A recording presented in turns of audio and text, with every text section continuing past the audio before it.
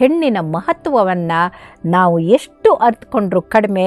ಇದನ್ನು ನಮ್ಮ ಸಿದ್ದರಾಮೇಶ್ವರರು ಹೇಳ್ತಾರೆ, ತಾ ಮಾಡಿದ ಹೆಣ್ಣು ತನ್ನ ತಲೆಯನ್ನೇರಿತ್ತು, ತಾ ಮಾಡಿದ ಹೆಣ್ಣು ತನ್ನ ತೊಡೆಯನ್ನೇರಿತ್ತು ಅಂದರೆ ಪಾರ್ವತಿ, ತಾ ಮಾಡಿದ ಹೆಣ್ಣು ಬ್ರಹ್ಮನ ನಾಲಿಗೆಯನ್ನೇರಿತ್ತು ಅಂದರೆ ಸರಸ್ವತಿ, ತಾ ಮಾಡಿದ ಹೆಣ್ಣು ನಾರಾಯಣನ ಎದೆ ಏರಿತ್ತು ಅಂದರೆ ಲಕ್ಷ್ಮಿ.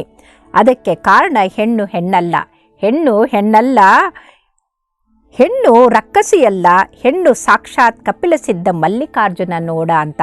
ಅಂದರೆ ಸಾಕ್ಷಾತ್ ದೇವಿ ಸ್ವರೂಪವೇ ಹೆಣ್ಣು ಅಂತ ಮಾಡಿದೆ ನಮ್ಮ ಶರಣರು. ಹಾಗಾಗಿ ಆತ್ಮನೂ ಹೆಣ್ಣು ಗಂಡು ಅಂತ ಭೇದ ಇಲ್ಲ. ಪೂಜೆ ಪುರಸ್ಕಾರ ಮಾಡೋದಲ್ಲೂ ಕೂಡ ಶಿವಪೂಜೆ, ಲಿಂಗ ಪೂಜೆ ಮಾಡ್ಕೊಳ್ಳೋದಕ್ಕೆ, ಇಷ್ಟಲಿಂಗ ಪೂಜೆ ಮಾಡೋಕ್ಕೆ ಗಂಡಸಿಗೆ ಎಷ್ಟು ಇದೇನೋ ಅಧಿಕಾರ ಅಷ್ಟೇ ಹೆಣ್ಣು ಮಕ್ಕಳಿಗೂ ಕೊಟ್ಟರು. ಒಂದು ಬಯಲಾಗಕ್ಕೆ ಕೂಡ, ಅವರು ದೇವರಲ್ಲಿ ಐಕ್ಯವಾಗಕ್ಕೂ ಕೂಡ ಹೆಣ್ಣು ಮಕ್ಕಳಿಗೆ ಅಷ್ಟೇ ಅಧಿಕಾರ ಕೊಟ್ಟರು. ಹಾಗಾಗಿ ಬದುಕಿನಲ್ಲೂ ಕೂಡ ಹೆಣ್ಣು ಮಕ್ಕಳಿಗೆ ಎಂಥ ಸ್ಥಾನ ಕೊಡಬೇಕು ಅಂದರೆ, ನಾವು ಯಾವುದೇ ಮಠಕ್ಕೆ ಹಳೆ ಕಾಲದಲ್ಲಿ ಹೋದರೆ ನಮ್ಮ ಸ್ವಾಮೀಜಿಯವರು ತಾಯಿ, ಅಕ್ಕ, ತಂಗಿ ಅಂದೇ ಮಾತಾಡ್ತಾ ಇರಲಿಲ್ಲ. ಆದರೆ ದುರಂತ ಅಂದರೆ ಇವತ್ತು ಎಲ್ಲಿ ನೋಡಿದಲ್ಲೆಲ್ಲ ಮೇಡಮ್ ಮೇಡಮ್ ಮೇಡಮ್ ಮೇಡಮ್ ಅನ್ನೋ ಮ್ಯಾಡ್ನೆಸ್ಸೇ ಹೆಚ್ಚಾಗಿ ಹೋಗ್ಬಿಟ್ಟಿದೆ.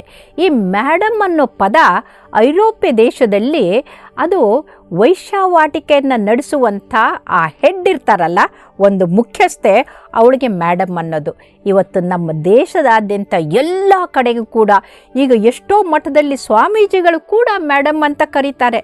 ಹಾಗಾಗಿ ನಾನು ಒಬ್ಬ ಸ್ವಾಮೀಜಿಯವ್ರಿಗೆ ಹೇಳಿದೆ, ನೀವು ಸಂಸ್ಕಾರ ಕೊಡಬೇಕಾದವರು ನೀವೇ ಮೇಡಮ್ ಅಂದ್ಬಿಟ್ರೆ ಇನ್ನು ನಮ್ಮ ದೇಶದ ಸಂಸ್ಕಾರ ಎಲ್ಲಿ ಹೋಗುತ್ತೆ ಅಂತ. ದಯವಿಟ್ಟು ಅಮ್ಮ, ತಾಯಿ ಅಂತ ಹೇಳಿ ಅಂತ. ಈ ತಾಯಿ ಅಂತಂದಾಗ ನನಗೆ ನೆನಪಾಗತ್ತೆ ಸಿದ್ಧಗಂಗಾ ಸ್ವಾಮೀಜಿಗಳು. ಸ್ವತಃ ಅವರು 103 ವರ್ಷ ಆದಾಗ ನನಗೆ ತಾಯಿ ಅಂತಂತ ಇದ್ರು. ಅಂದರೆ ನಮ್ಮ ಸ್ವಾಮೀಜಿಗಳು ಅಂದರೆ ಶರಣ ಸಂಸ್ಕೃತಿಯಲ್ಲಿ ಬೆಳೆದಂಥ ಸ್ವಾಮೀಜಿಗಳು ಎಲ್ಲ ಹೆಣ್ಣು ಮಕ್ಕಳಿಗೂ ಕೂಡ ತಾಯಿ ಅಂತ ಸಂಬೋಧನೆ ಮಾಡ್ತಾರೆ, ಸಮಾನವಾಗಿ ನೋಡ್ತಾರೆ. ಯಾವುದೇ ಕಾರ್ಯಕ್ರಮ ಮಾಡಿದರೂ ಕೂಡ ನಮಗೂ ಗಂಡಸರಿಗೆ ಕೊಟ್ಟ ಹಾಗೆ ನಮಗೂ ಗುರು ರಕ್ಷೆಯನ್ನು ಕೊಡ್ತಾರೆ. ನಮ್ಮ ಶರಣರಿಂದ ಕಲಿಬೇಕಾಗಿದ್ದೇನೆಂದರೆ, ಜ್ಞಾನಿಗಳು ತಾವಾದ ಬಳಿಕ ಅನ್ಯರ ಸ್ತೋತ್ರಕ್ಕೆ ಒಳಗಾಗಬಾರದು. ಜ್ಞಾನಿಗಳು ತಾವಾದ ಬಳಿಕ ಗುರು ಹಿರಿಯರಿಗಂಜಿ ನಡೆಯಬೇಕು.